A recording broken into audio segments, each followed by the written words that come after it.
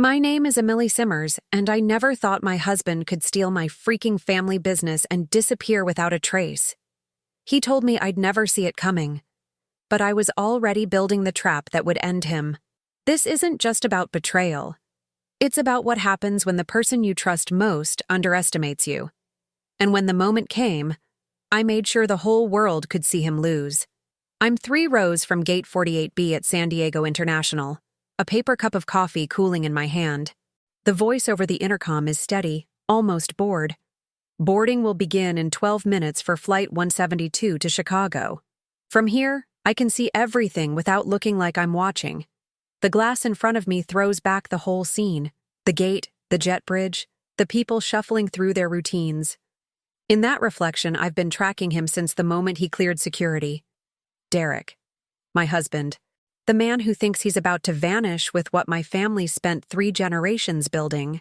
He's dressed for the part: navy blazer, pressed shirt, carry-on rolling smoothly behind him. To anyone else, he's just another businessman catching a flight. But I know that in the sunglasses case inside his bag are 2 thumb drives, each loaded with stolen client files, bank credentials, and documents he forged in my father's name. He thinks Chicago is just a layover on his way to somewhere safe, somewhere beyond reach. He thinks wrong. My phone buzzes once. The message is short. Seated. Alone. I don't need to look to know who sent it. She's here, watching from a different angle, part of the quiet net I've been weaving for months. The FBI doesn't like to be theatrical. They prefer precision. Still, they understood when I told them I wanted to be here, in the same gate area, close enough to see his face when he realizes the game is over. I take a sip of coffee, lukewarm now, but it gives my hands something to do. Derek drops into a seat 2 rows from the boarding lane, pulls out his laptop, and starts typing. I catch the glow of the screen in the glass. The document he's working on is one I know too well. I wrote the original years ago. Articles of incorporation, vision statement. In his version, my words are twisted. Family run replaced with founder led. Stewardship swapped for ownership. Small changes that say everything about the man. He rubs his thumb over the bezel of his watch. Drag, drag, it's his tell. He does it every time he's about to lie. The first time I noticed it was harmless, a small habit over dinner when we were dating. Now it's my signal that the mask is slipping. I glance toward the gate agent. She's scanning boarding passes for pre-boarding passengers, her voice bright, professional. Derek's in Group 1. He'll be called soon. I force my breathing steady. I've played this morning over in my head so many times I can almost feel the muscle memory of it. Waking before dawn, parking in the short-term lot, walking through the terminal as if this were just another business trip of my own. Only it isn't. It's the final act in a plan I've kept airtight. Months ago, I found the first crack, a scanned contract on our shared printer with my father's signature. Except it wasn't his. My father was a builder before he was a CEO.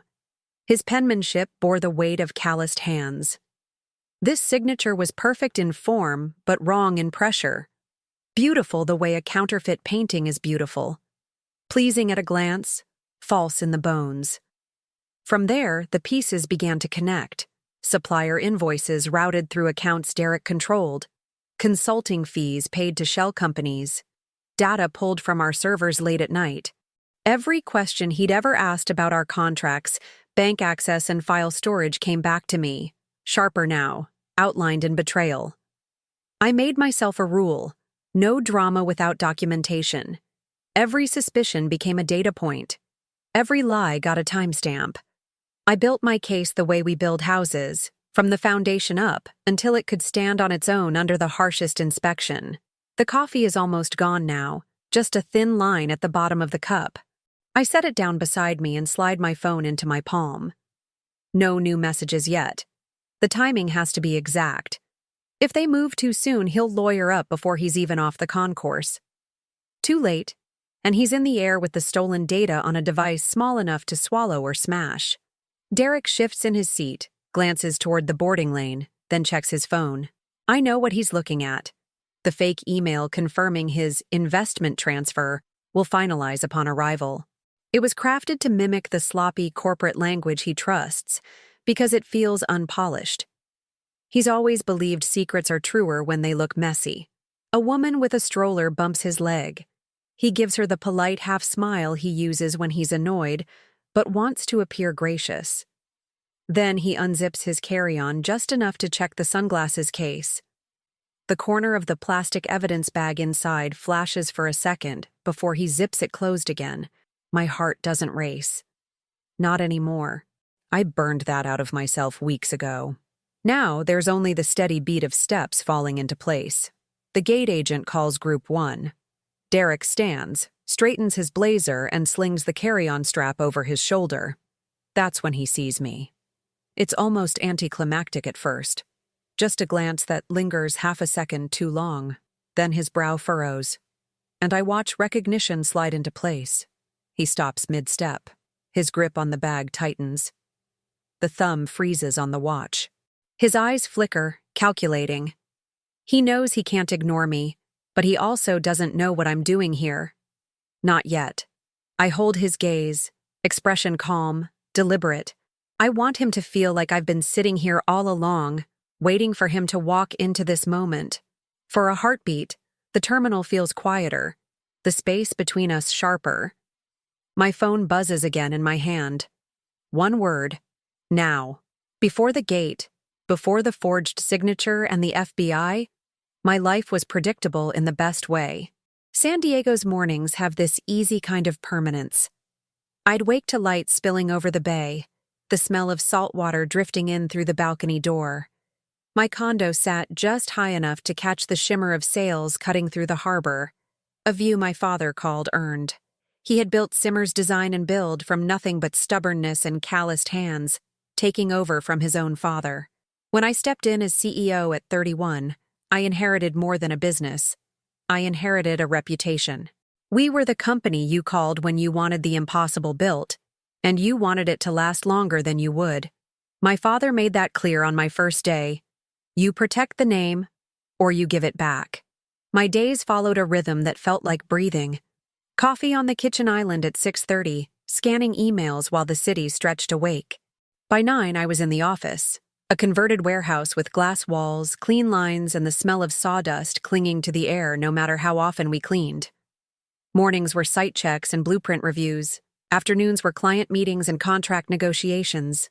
I came home tired in a way that felt good, with the hum of progress in my bones. That was my world when Derek walked into it. We met at a charity gala in Little Italy. He was magnetic in that effortless way, tailored suit, the kind of easy confidence that makes you think he's never been told no in his life. He told me he worked with startups, helping them scale. Asked questions about the company like he actually cared about the answers. Listened. Really listened.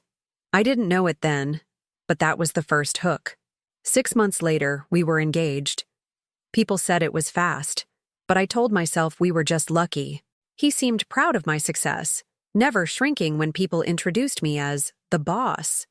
At dinner parties, he'd brag about projects I'd closed, about the magazine spreads featuring our builds.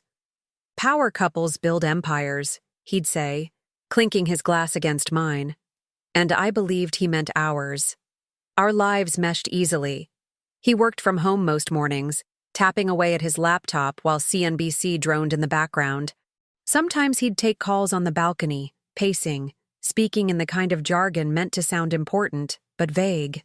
We'd meet for lunch when we could, sushi if we were rushed, a long patio lunch if we weren't. Evenings were spent watching the water turn black under the city lights, a glass of Cabernet between us. He had a way of making problems sound smaller. If I was stressed over a delayed shipment or a stubborn client, he'd lean back and say, "We'll handle it." That word, "we," was addictive. It felt like partnership, like I wasn't carrying the entire weight alone. Derek was a hit with my family too. My father liked him, respected that he spoke business. My younger brother Sam was less sure at first, but Derek smoothed it over with grand gestures, offering to connect him with mentors, inviting him to networking dinners. Derek knew exactly how much effort it took to be liked, and he never wasted it. We traveled when we could, Napa in the fall, a week in Paris in the spring. I remember one night in Montmartre, tipsy from wine, him promising we'd one day own a home here, one with a balcony where I could run the company from France. I laughed, thinking it was just a romantic fantasy, but even in those golden months, there were cracks. Hairline fractures I ignored. Derek had opinions about everything. The way I dressed for board meetings, less severe, more approachable, which clients were worth cultivating, how my office could be optimized. He'd tease me about how thorough I was with contracts, calling me Paranoid M, with a smile that didn't quite reach his eyes. And he asked questions, so many questions. Who else has access to the bank accounts? Do you keep digital backups of every project? What's the process if your dad can't sign something? At the time, I thought it was curiosity. That's what you do in a marriage.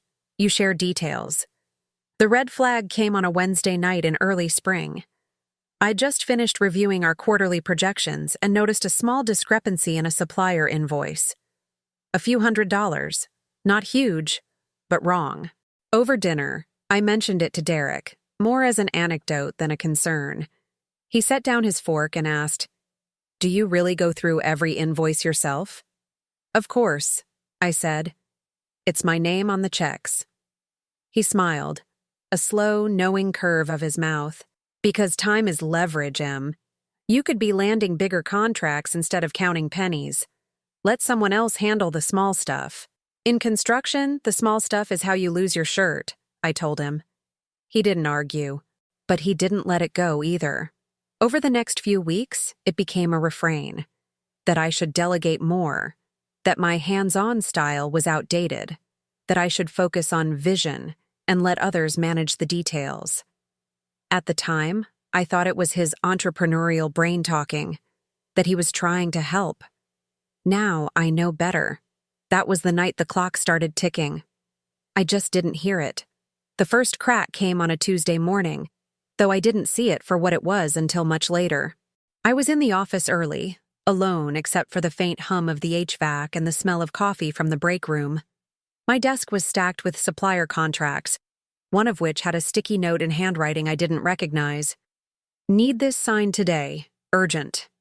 It was for a bulk purchase of imported hardwood, not unusual for a luxury build, except the supplier name wasn't one we'd ever used. And the price? Inflated by at least 30%. My father had drilled one rule into me. If a number doesn't look right, it isn't. I flipped to the signature page, and that's when I saw it. My father's name, written in his distinctive looping hand. Except, not quite. The strokes were a fraction too smooth, the pressure too even. My father's real signature had weight in it, a kind of muscular hesitation from decades of holding tools. This one was flawless in a way his never was. For a moment, I told myself it was a scan from an old document, reused for convenience. But then, I checked the date. 2 weeks ago. My father hadn't signed anything in months. He'd been in Arizona recovering from surgery. The paper felt heavy in my hands. I could almost hear my pulse in the silence of the office. By mid-morning, I had the original contract pulled from the digital archives. The signature there matched the one in my hand exactly, down to the pixel. A copy-paste job, sloppy enough to be caught, confident enough to assume no one would look. That night, I brought it up to Derek over dinner. I didn't accuse him. I didn't even hint. I just said there'd been a strange supplier contract and asked if he knew anything about it. He didn't miss a beat. "Probably just a clerical mix-up. You've said yourself your accounts team is overworked." It was the way he said it, leaning back, cutting his steak, like the matter was so beneath him it didn't deserve real thought, that made me pause. And then he reached for his watch. Drag, the tell. That's when something shifted in me. Over the next month, I noticed more irregularities. Invoices routed through companies I didn't recognize. Payment requests that bypassed the usual approval chain.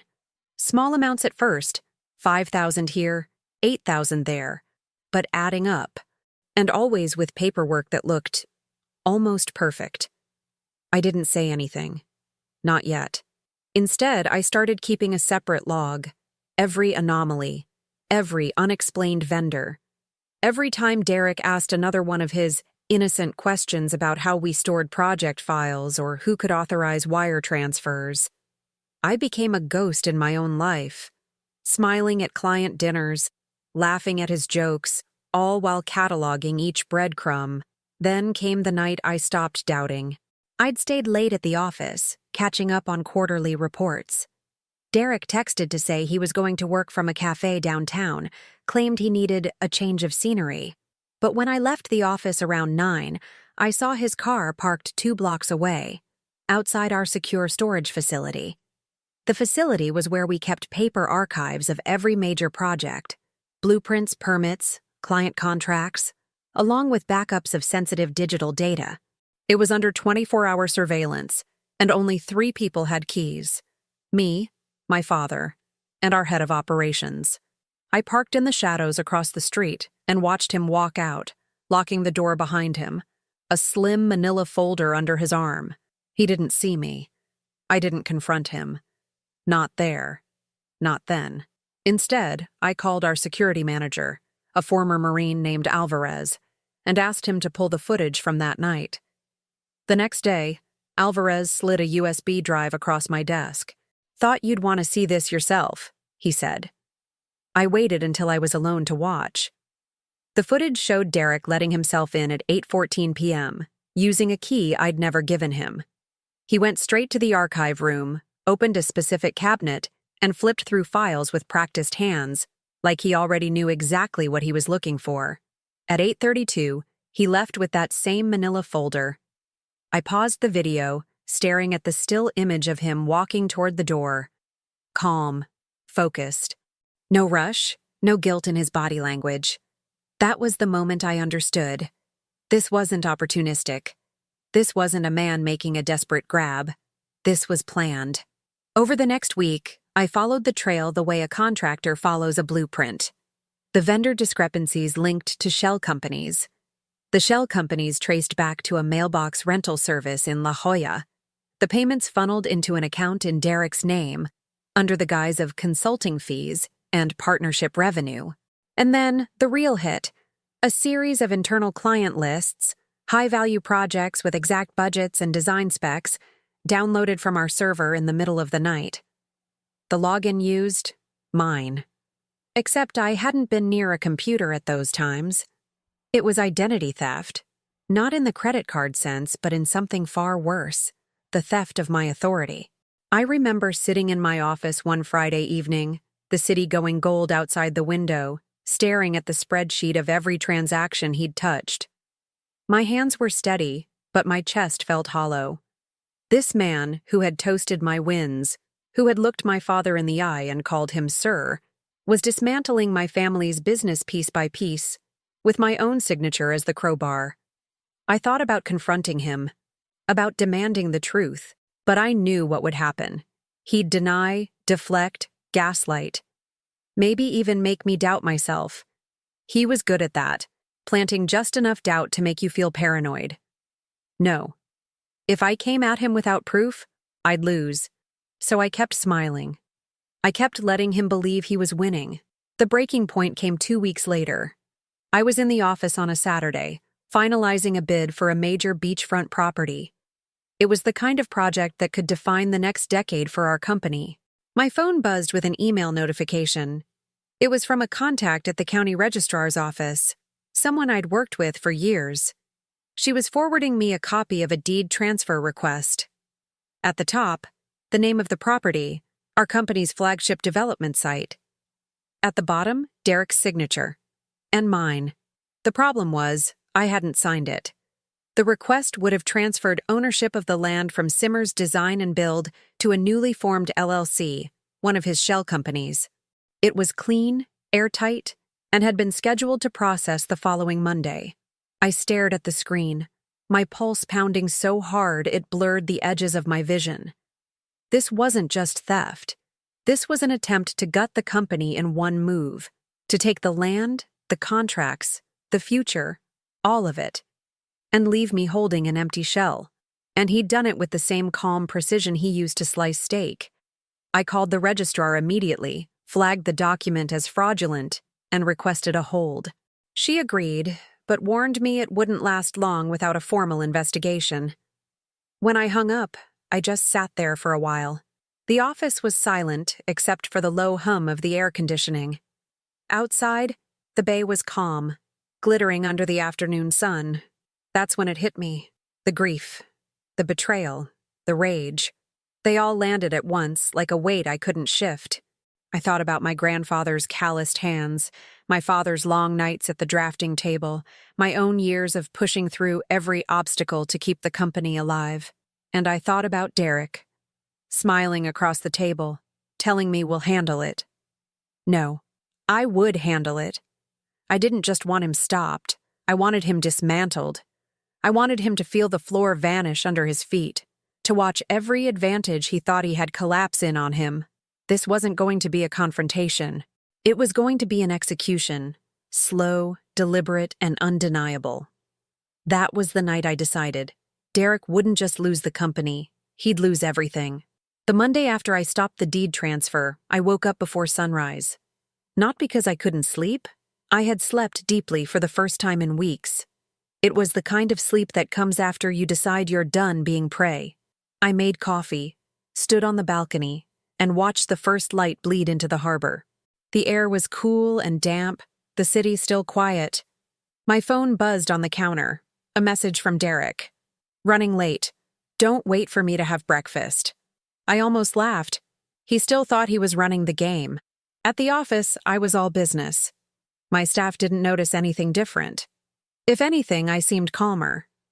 The truth was, I'd made a choice that changed everything. I wasn't going to confront Derek. I wasn't going to warn him. I wasn't even going to let him know I suspected a thing. If I tipped my hand too soon, he'd run.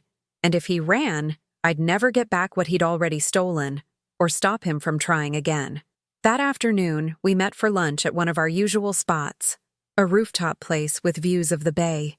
He arrived late, sunglasses pushed into his hair, flashing that disarming smile that used to make me melt. "Sorry," he said, sliding into the seat across from me. "Got caught up on a call about a new investment opportunity." I asked a few casual questions, pretending interest. He kept it vague, peppering his answers with enough jargon to sound legitimate, but empty enough to hide the truth. I'd heard it before, the verbal sleight of hand he used to charm people who didn't know better. What struck me most wasn't what he said, but how he said it. Relaxed. Confident. Completely certain I was still in the dark. It hit me then. Derek's greatest flaw wasn't greed, it was arrogance. He'd built this little fantasy in his head where he was untouchable, where I was too trusting, too hands-on with my work to see the bigger picture. He thought I was a builder, not a strategist, that I'd never think to look at the angles of my own life the way I do the angles of a house. He didn't know that I'd been raised in a family where you learn to see problems before they landed. My father used to say, "In construction, the thing that brings the house down is the thing you ignored when it was small." This was no longer small. That night, while Derek sat in the living room watching some startup documentary, I was in my office, laptop open, a legal pad in front of me. I started writing a list. Not of what he'd done, I already had that. This was different. I titled it, Leverage. I wrote down every asset, account, and contract he could possibly touch. Every person he'd charmed, every connection he'd made through me. Every habit, every tell, every weakness. Next to each item, I left space for a counter move. It wasn't anger fueling me anymore. It was something colder, cleaner. I was building a structure, and every beam had to be perfect. The first thing I needed was proof. Airtight, irrefutable. Not just for the FBI, but for anyone who might try to paint this as a marital dispute. This had to be business. Criminal business. The second thing I needed was to let him keep playing. If he thought I suspected, he'd get cautious. But if he thought he was winning, he'd get sloppy. And the third thing I needed was timing. My father once told me that the difference between a good build and a disaster was knowing when to stop and when to push forward. This was the same. I'd only get one chance to pull the pin. Over the next few days, I watched him carefully, Not hovering, that would tip him off, but noting patterns. The late-night calls he took in the study, the way he closed his laptop the second I walked into the room, the small smiles when he thought I wasn't looking, the kind people get when they're savoring a private win. One evening, I found him on the balcony, scrolling through his phone, grinning. "Good news?" I asked, leaning against the doorframe. "Just business," he said, tucking the phone into his pocket. "You wouldn't find it interesting." He said it with the casual dismissal of someone who thinks they've already decided your limits. I remember smiling back at him, my voice light. "You'd be surprised what I find interesting." He didn't notice the shift in my tone. He didn't see the way my mind was already tracing the lines from that moment to the one at Gate 48B. Because while he thought he was moving pieces into place, I'd already begun building my own board, one where every move he made brought him closer to the edge. He just didn't know it yet.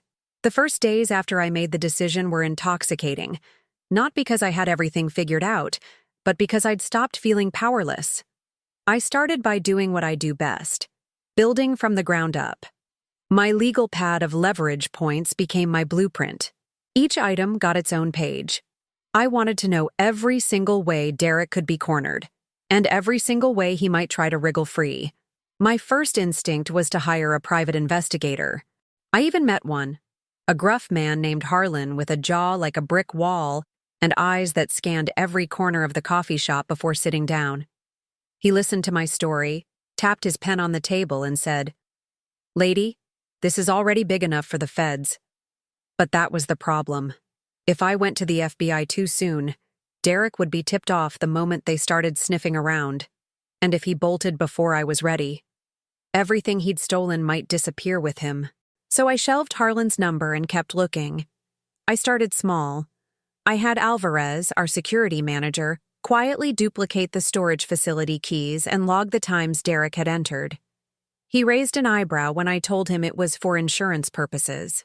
He didn't push. Next, I began pulling records from the company servers after hours. Not the obvious stuff.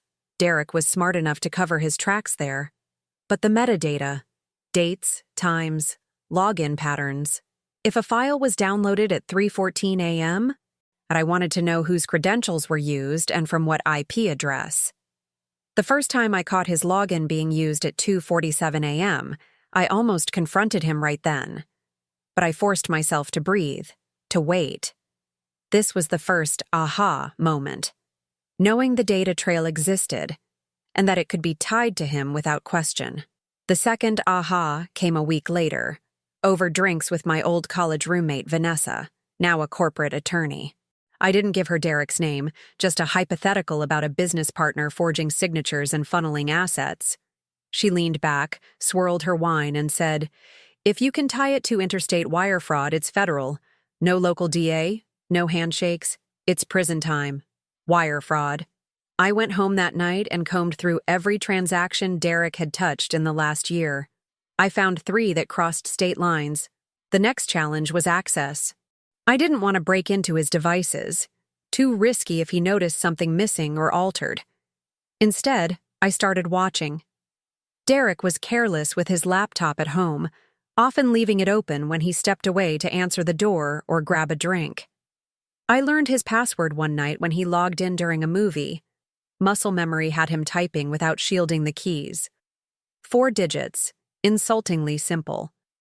The first time I slipped into his files while he was in the shower, my hands shook. I found nothing immediately damning, just spreadsheets and proposal drafts. But it was enough to map out his digital habits. He favored cloud storage, synced across his phone and laptop, which meant if I could get into one, I could get into all.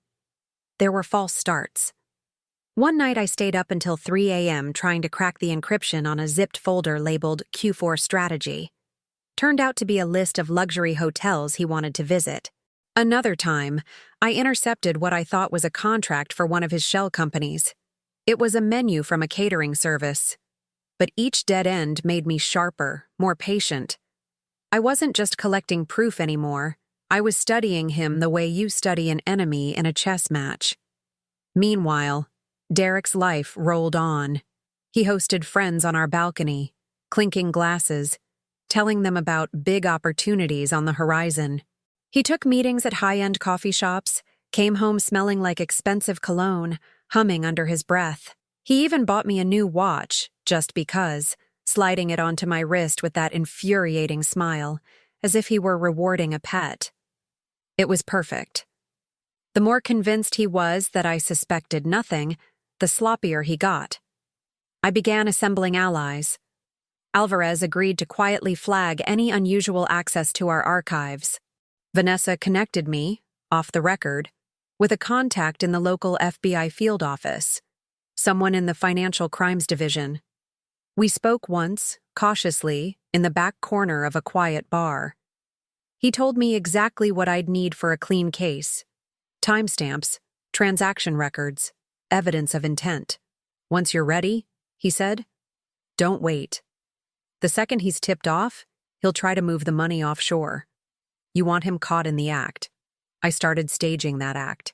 I created a dummy investment opportunity, a fake proposal for a high-value overseas contract that looked legitimate down to the company logo and letterhead. I stored it in a folder on my office computer, in a place Derek could accidentally find if he logged in while I was out. The terms were bait, easy to skim, promising huge returns, and most importantly, requiring an immediate wire transfer to secure. It worked better than I expected. A week later, I found the file had been opened and copied from my account in the middle of the night. The stakes rose again when I caught wind of his real exit plan. He'd booked a one-way ticket to Chicago with a connecting flight to a Caribbean island known for its banking discretion. He'd timed it perfectly, or so he thought, to coincide with a major client payout hitting our accounts. That was my final aha moment. I realized I didn't have to stop him before he acted. I could let him walk straight into the crime, let the money hit the account he controlled, let him step into the airport thinking he was home free, and have the FBI waiting at the gate. It took 2 more weeks to lock it all in. Every document duplicated and timestamped, every transaction traced, every piece of the false opportunity aligned so that when Derek bit, it would meet the exact criteria for wire fraud, forgery, and theft. I even practiced my own role, where I'd be, what I'd say if anyone asked why I was at the airport. Calm, detached, like it was just another business trip. The night before his flight, Derek was in rare form, pouring me wine, talking about taking some time for himself after all the stress of the past year. I smiled, nodded, let him think I was a wife grateful for his self-care. But inside, I was running the checklist. Every item ticked, every piece in place. When I finally went to bed, I stared at the ceiling for a long time, not from doubt, but from the electric hum of readiness. Tomorrow, the build would be complete. Tomorrow, Derek would walk into the structure I'd designed just for him, and it would hold. The morning of Derek's flight, San Diego looked like a painting. Soft gold light on the water, a sky so clear it almost felt cruel. He was in a good mood over breakfast, humming as he checked his phone, a half-smile curling his mouth. He'd packed light, 1 carry-on, the sunglasses case, and a navy blazer that made him look like he was heading to a board meeting instead of fleeing with stolen assets.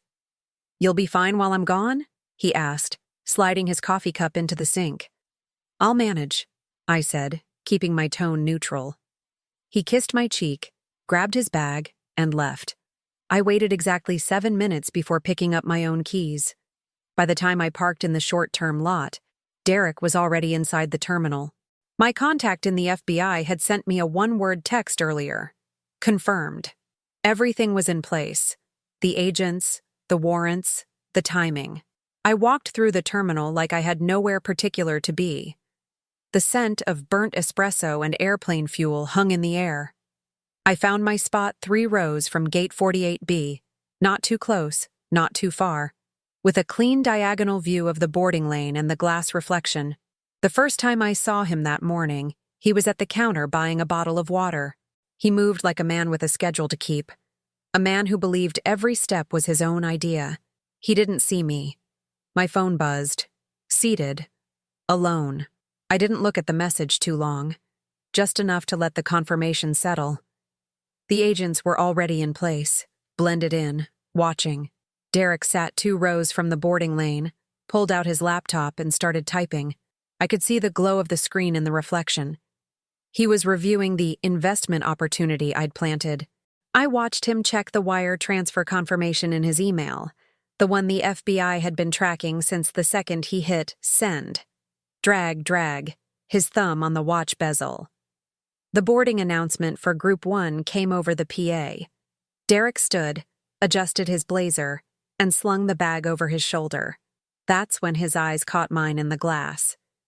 He froze. For half a second, his expression was just confusion. The mild surprise of seeing someone you know in an unexpected place. Then it shifted. Recognition, realization, and finally, something harder. The first hint of fear. He opened his mouth like he might say something, but the gate agent called, "Mr. Derek Simmers, please see us at the counter." He hesitated, glanced at the boarding lane, then walked over. I watched the agent scan his ticket, her smile polite but tight.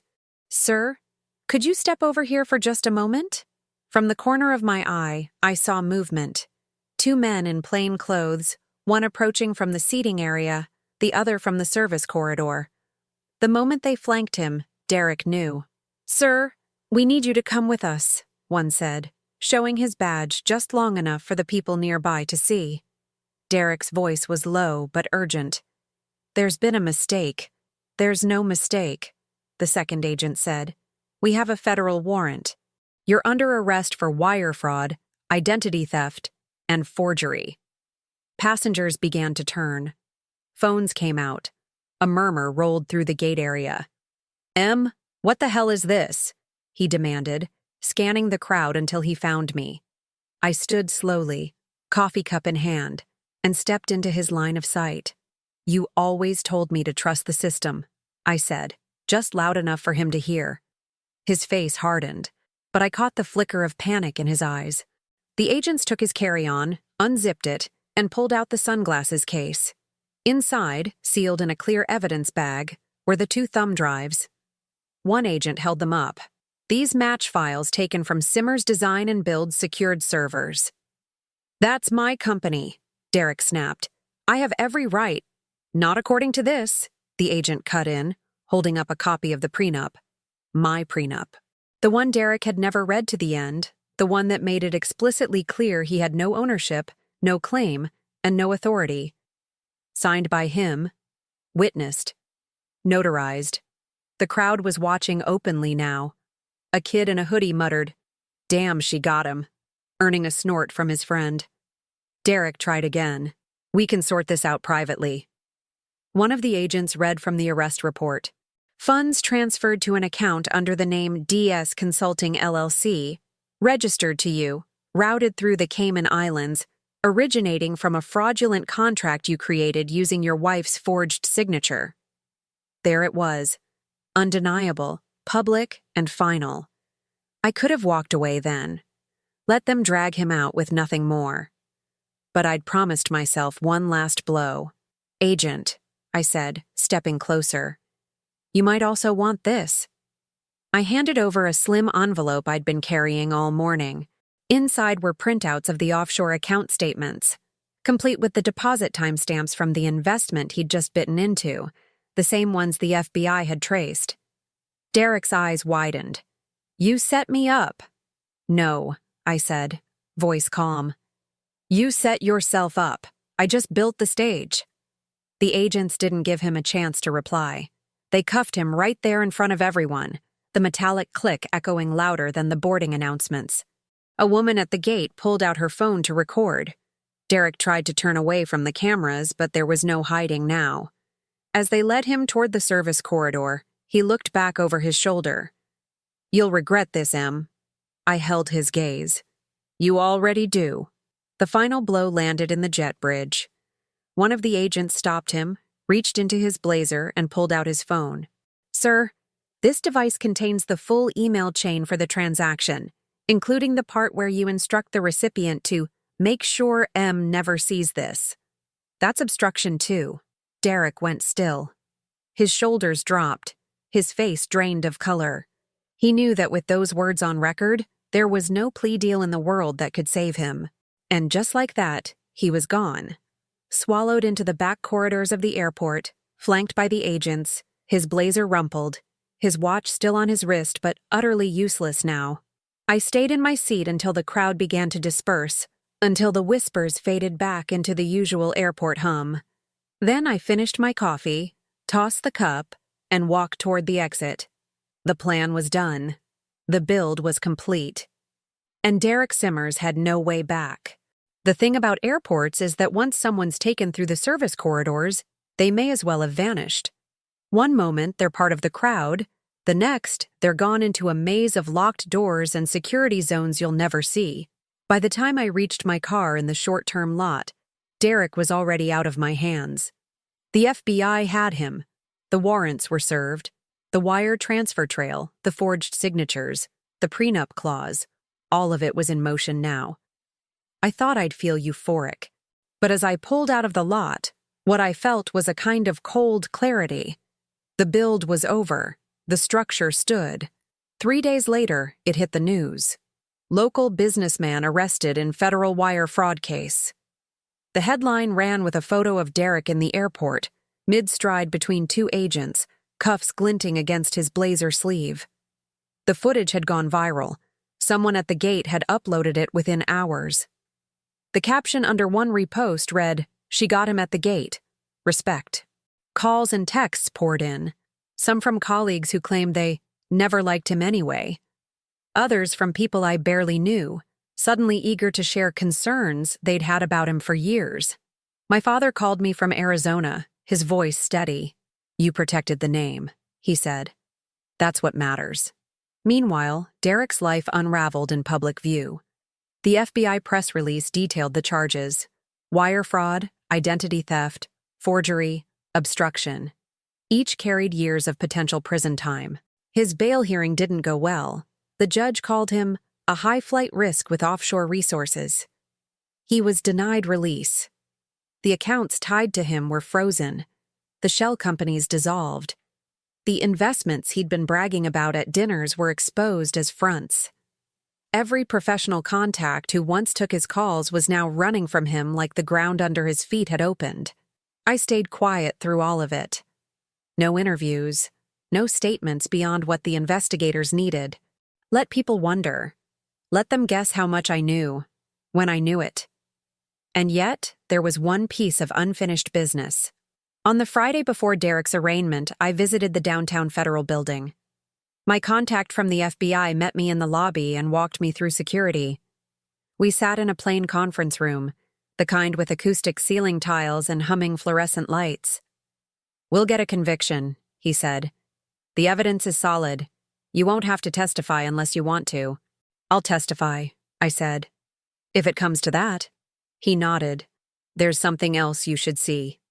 He slid a thin file across the table.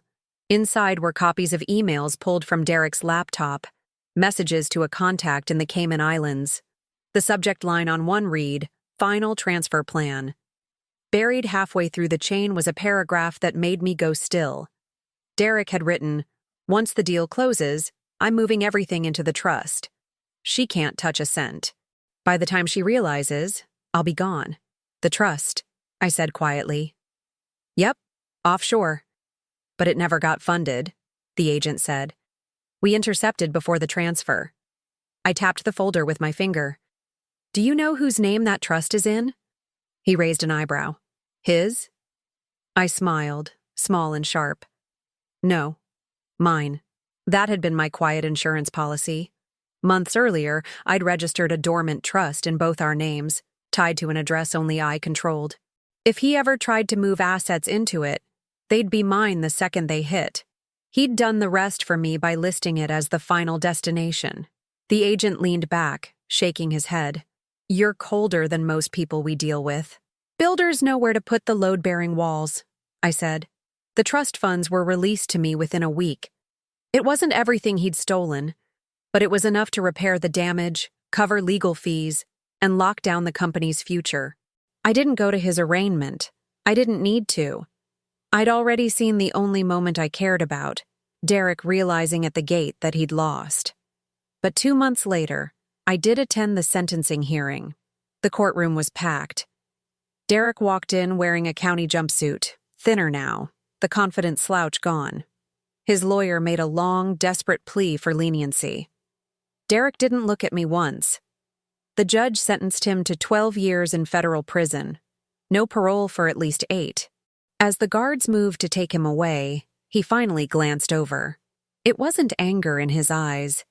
It was something closer to disbelief, like he still couldn't reconcile how the woman who sat across from him at all those balcony dinners had been the one to take everything from him. I held his gaze until the door shut behind him. I thought that would be the end. Then, 2 weeks later, a letter arrived at my office. No return address. Inside was a single sheet of paper in Derek's handwriting.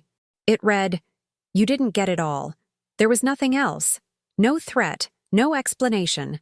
Just that line. I should have tossed it. I should have laughed. Instead, I locked it in my desk drawer. Because whether it was true or just his last attempt to haunt me, it didn't matter. I'd already proven one thing beyond doubt. If he ever tried to touch what was mine again, I'd be waiting. And this time, there would be no gate to stop him. Thanks for staying with me until the very end of this story. I hope it kept you on the edge of your seat. Now, I'd love to hear from you. What would you have done in my place? Have you ever seen someone get exactly what they deserved? Share your thoughts or your own experiences down in the comments, because I read every single one. And if you enjoyed this video, don't forget to hit that like button, subscribe to the channel, and turn on notifications so you never miss the next story. Until next time.